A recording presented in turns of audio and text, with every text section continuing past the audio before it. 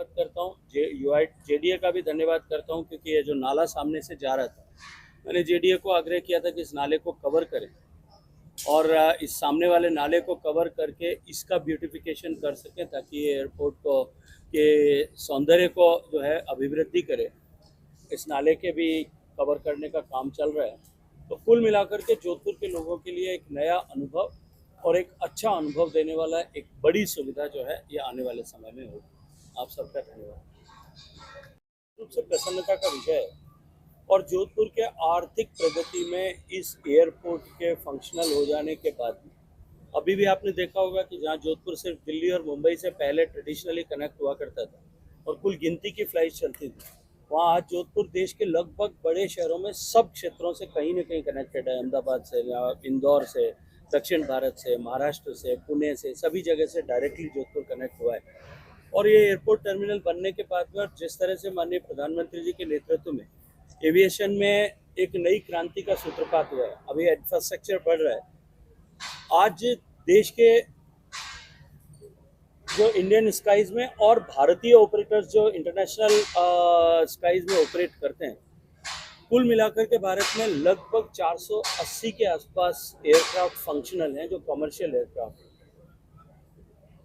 और आपको सुखद आश्चर्य होगा कि आने वाले 3 साल में हमारा देश सबसे तेजी से प्रगति करने वाला जो एविएशन इंडस्ट्री है, इसके प्लेयर्स ने 1000 नए एयरक्राफ्ट जो बुक किए हैं वो डिलीवर होने वाले।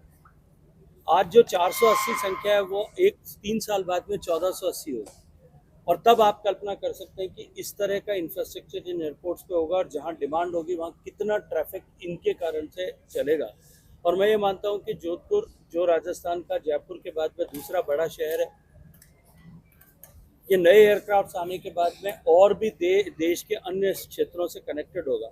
और आने वाले समय में जब कभी आवश्यकता होगी इस तरह की, जोधपुर में डिमांड होगा, तो हमने इसको इस तरह से रचना की है कि 1 महीने के शॉर्ट नोटिस में इसको डोमेस्टिक एयरपोर्ट से इंटरनेशनल एयरपोर्ट में कन्वर्ट किया जा सकता है। 1 महीना मात्र में इसको इंटरनेशनल एयरपोर्ट बनाया जा सकता है। आने वाले समय में जब कभी आवश्यकता होगी, इस तरह की ज़रूरत जोधपुर के लोगों को महसूस होगी, हम इसको एक लेवल पर आगे ले जाने के लिए भी काम करेंगे। पार्क हो पाएगी कि अभी हम लोग उदयपुर पार्क करना पड़ता है? जैसा मैंने कहा, क्योंकि पहले एप्रिन साइज छोटा था, अब पुराना जो एप्रिन और नया एप्रिन मिलाकर के एक साथ यहाँ पर 12 एयरक्राफ्ट खड़े हो सके, इस तरह की व्यवस्था जोधपुर में, इतनी सुविधा जोधपुर में रहेगी। और क्योंकि हमारा पुराना टर्मिनल वो एग्जिस्टिंग टर्मिनल रहेगा, ऐसे समय में जब हज यात्री जाते हैं हमारे या कहीं ऐसा विशेष आयोजन हो, तब उस टर्मिनल को भी या कार्गो टर्मिनल के रूप में उसको भी उपयोग किया जा सकता है। इसकी भी व्यवस्था हमने रखी। बहुत धन्यवाद।